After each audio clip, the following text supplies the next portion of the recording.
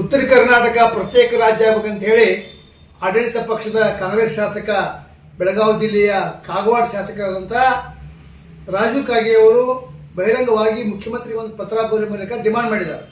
ಈ ಉತ್ತರ ಕರ್ನಾಟಕ ಪ್ರತ್ಯೇಕ ರಾಜ್ಯ ಆಗಬೇಕನ್ನೋ ಬೇಡಿಕೆ ಇದೇ ಮೊದಲೇನಲ್ಲ. ಹಿಂದೆ ದಿವಂಗತ ಉಮೇಶ್ ಕತ್ತಿ ಅವರು ಈ ರೀತಿ ಮಾಡಿದರು. ಅದು ಉತ್ತರ ಕರ್ನಾಟಕ ಪ್ರತ್ಯೇಕ ರಾಜ್ಯ ಕೇಳೋಕ್ಕಿಂತ ಮೊದಲ ಉತ್ತರ ಕರ್ನಾಟಕದ ಆರ್ಥಿಕ ಸ್ವಾವಲಂಬನೆ, ರಾಜಕೀಯ ವಾತಾವರಣ ಬಗ್ಗೆ ಅವರು ಅಭ್ಯಾಸ ಮಾಡಬೇಕಾಗಿತ್ತು. ನನಗನ್ಸಿದ ಮಟ್ಟಿಗೆ ಅದು ಯಾವುದೋ ತಲೆ ಕೆಡಿಸಿಕೊಂಡಿಲ್ಲ. ಇದನ್ನು ಮುಖ್ಯಮಂತ್ರಿ ಪತ್ರ ಬರೆದು ಬಿಟ್ಟಿದ್ದಾರೆ. ಇದು ಒಂದು ವಿಷಯ ಸ್ಪಷ್ಟ. ಇದು ಕಾಂಗ್ರೆಸ್ ಶಾಸಕರಾಗಿರುವುದರಿಂದ ಅವರ ಅಭಿಪ್ರಾಯವನ್ನ ಮುಖ್ಯಮಂತ್ರಿಗಳು ಹಾಗೂ ಕೆಪಿಸಿಸಿ ಅಧ್ಯಕ್ಷರಾದಂಥ DK ಶಿವಕುಮಾರ್ ಒಪ್ಕೋತಾರೋ ಏನು ತಿರಸ್ಕಾರ ಮಾಡ್ತಾರೋ ಇದು ಮೊದಲು ಸ್ಪಷ್ಟ ಆಗಬೇಕು. ಆಮೇಲೆ ಉತ್ತರ ಕರ್ನಾಟಕ ಪ್ರತ್ಯೇಕ ರಾಜ್ಯ ಆಗುವಷ್ಟು ಆರ್ಥಿಕವಾಗಿ ಸ್ವಾವಲಂಬನೆ ಆಗುವಷ್ಟು ಸಮರ್ಥತೆ ಏನು, ಇದು ಮೊದಲೇ ಪ್ರಶ್ನೆ.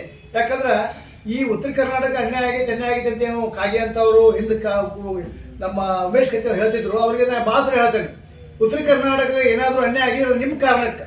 ಕಿತ್ತೂರು ಕರ್ನಾಟಕದ 7 ಜಿಲ್ಲೆ, ಕಲ್ಯಾಣ ಕರ್ನಾಟಕ 7 ಜಿಲ್ಲೆ, ನೀವು ಶಾಸಕರು ಸರಿಯಾಗಿ ಕೆಲಸ ಮಾಡಿದ್ರೆ ಉತ್ತರ ಕರ್ನಾಟಕ ಅನ್ಯಾಯ ಆಗ್ತಿದ್ದಿಲ್ಲ. 96 ಶಾಸಕರು ನಾ ಭಾಷಣ ಹೇಳಿದ್ದೀನಿ.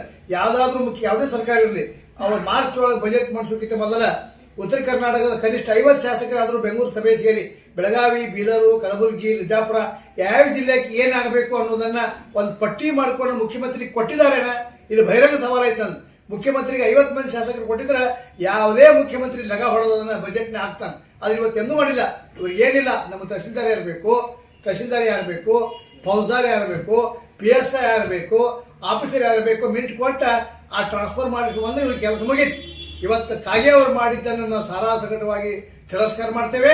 ಇದು ಅಖಂಡ ಕರ್ನಾಟಕ ಉಳಿಬೇಕು, ಉತ್ತರ ಕರ್ನಾಟಕದ ಪ್ರತ್ಯೇಕ ರಾಜ್ಯ ಅಂತ ಅವ್ರು ತಲೆಯಾಗಿ ತೆಗಿಬೇಕು. ಮೊದಲು ನೀವು ಶಾಸಕರು ಸರಿಯಾಗಿ ಕೆಲಸ ಮಾಡಿ, 96 ಶಾಸಕರು, ಅವಾಗ ಉತ್ತರ ಕರ್ನಾಟಕ ಅನ್ಯಾಯ ಅಂತ ಹೇಳ್ಬೋದು. ದಕ್ಷಿಣ ಕರ್ನಾಟಕದವರು ನಮ್ಮ ಉತ್ತರ ಕರ್ನಾಟಕ ಅನ್ಯಾಯಕ್ಕೆ ಅವ್ರ ಕಾರಣ ಅಲ್ಲ. ನಿಮ್ಮ 96 ಮಂದಿ ಶಾಸಕರನ್ನ ಅರೆಸ್ಟ್ ಕಳಿಸಿದಾಗ ನೀವೇಟ್ ಕೆಲಸ ಮಾಡಿದ್ರಿ ಉತ್ತರ ಕರ್ನಾಟಕ ಶಾಸಕರು? ಇದನ್ನು ಅನೇಕ ಸಲ ಹೇಳಿದ್ದೀನಿ, ಅದು BJP ಇರಲಿ, ಕಾಂಗ್ರೆಸ್ ಇರಲಿ. ಆದ್ರಿಂದ ಈ ರಾಜೀವ್ ಕಾಗೆ ಅವರ ಬೇಡಿಕೆ ಪ್ರಚಾರಕ್ಕ ಮತ್ತು ರಾಜಕೀಯ ಉದ್ದೇಶದಿಂದ ಕೂಡಿದಂತ ಹೇಳಿ ಬಯಸ್ತಾ ಇದ್ದೇನೆ. ಇದನ್ನು ಕನ್ನಡ ಸಂಘಟನೆಗಳು ಸಂಪೂರ್ಣವಾಗಿ ವಿರೋಧ ಮಾಡ್ತವೆ ಅಂತ ಹೇಳಿ ಈ ಸಂದರ್ಭದಲ್ಲಿ ಹೇಳಿ ಬಯಸ್ತಾ ಇದ್ದೇನೆ.